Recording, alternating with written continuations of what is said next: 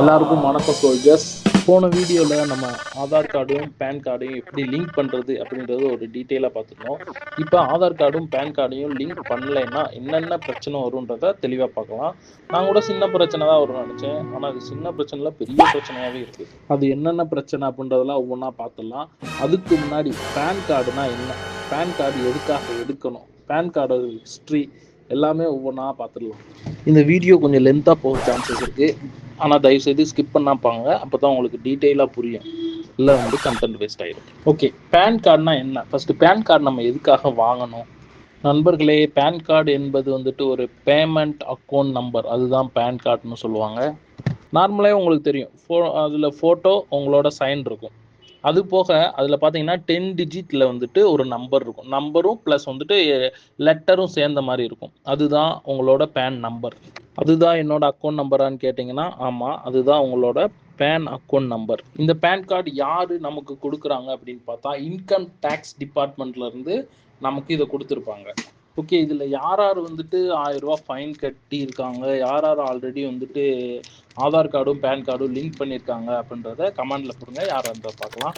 Link பண்ணியிருந்தா link பண்ணினேன்னு போடுங்க, link பண்ணலை அப்படின்னா லிங்க் பண்ணலை அப்படின்னு மெசேஜ் பண்ணுங்கள். கமெண்ட் ஃப்ரீயாக தான் இருக்குது. இப்போ நம்ம ஏன் ஃபஸ்ட்டு பேன் கார்டு வாங்கணும், பேன் கார்டுனா எதுக்கு, அதெல்லாம் இது தேவையில்லை அப்படின்னு நினச்சிருப்பீங்க. பேன் கார்டு எதுக்காக வாங்கணும் அப்படின்றத சொல்கிறேன். அந்த காலத்தில் மொதல் இருக்கப்போ நிறைய சம்பாதிப்பாங்க, நிறைய சொத்து சேர்த்துருப்பாங்க, நிறைய அவங்களுக்கு பிஸ்னஸ் க்ரோத் இருக்கும். பட் அவங்க என்ன பண்ண மாட்டாங்கன்னா, வரி கட்டவே மாட்டாங்க. வரி கட்டுவாங்க, பட் வரி கட்டுற விஷயத்தில் ஏமாற்றுவாங்க. அப்போ மட்டும்தான் ஏமாத்துனாங்களா, இப்போ எல்லாம் ஏமாத்தாங்கன்னா இப்பயும் நடக்கும். அப்போ கொஞ்சம் அதிகமாக இருந்துச்சு. இந்த டேக்ஸ் கட்டுற விஷயத்தில், வரி கட்டுற விஷயத்தில் ரொம்பவே ஏமாற்ற ஆரம்பிச்சாங்க. ஒரு ஆள் பலரோட பேரில் வருமானம் வச்சுக்கிட்டு அதை வரி கட்டாமல் நிறைய விஷயம் ஏமாத்துறது நிறைய பண்ணாங்க. வரி கட்டலைன்னா என்ன ஆகும், அவங்ககிட்ட கருப்பு பணம் அதிகமாக சேரும். கருப்பு பணம் அப்படின்னா என்னன்னு கேட்பீங்க, அது ஒரு டீட்டெயிலாக ஒரு வீடியோ பார்க்கலாம். கருப்பு பணம் அவங்ககிட்ட நிறைய இருக்கும்.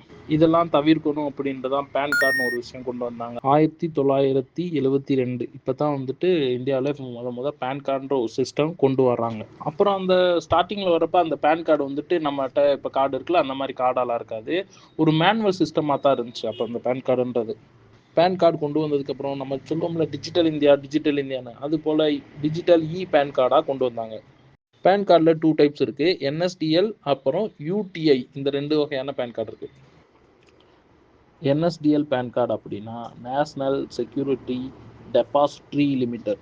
யூடிஐ அப்படின்னா யூனினரி ட்ராக்ஸ் இன்ஃபர்மேஷன்.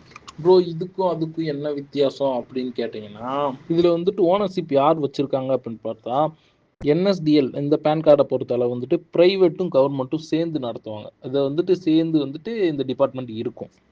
அதுவே யூடிஐ பேன் கார்டு பார்த்தீங்கன்னா ஃபுல் அண்ட் ஃபுல் கவர்மெண்ட் மட்டும்தான், அவங்க தான் இதை கண்ட்ரோலே பண்ணுவாங்க.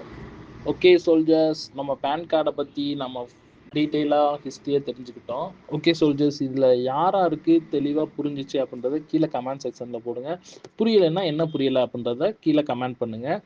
மறக்காமல் நம்ம சேனலில் ஃபாலோ பண்ணிக்கங்க. மோஸ்ட்லி எல்லாருக்குமே புரிஞ்சிருக்கும்னு நினைக்கிறேன்.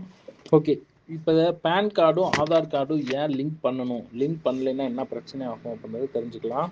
அதான் நான் முன்னாடியே மேலே சொல்லியிருந்த மாதிரி நிறைய வரி கட்டுறது ஏமாத்துறாங்க, அதெல்லாம் டீட்டெயிலாக கொண்டு வரணும் அப்படின்றதுக்காக பேன் கார்டையும் ஆதார் கார்டையும் லிங்க் பண்ண சொல்லியிருக்காங்க.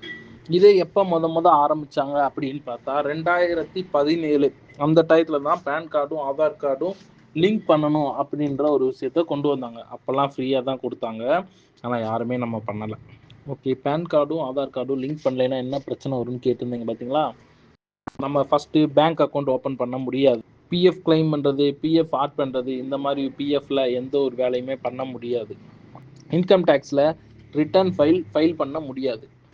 பேங்க்கில் ஃபார்ம் 10C அப்ளை பண்ண முடியாது. ஐடிஆர் ஃபைல் பண்ண முடியாது. நீங்கள் புதுசாக ஜிஎஸ்டி வாங்க முடியாது. ஜிஎஸ்டி வச்சுருப்பீங்க, ஐடி வச்சுருப்பீங்க, அதில் ஃபைல் ரீஃபண்ட் வாங்குவீங்க, அந்த ரீஃபண்ட் அமௌண்ட் வாங்க முடியாது.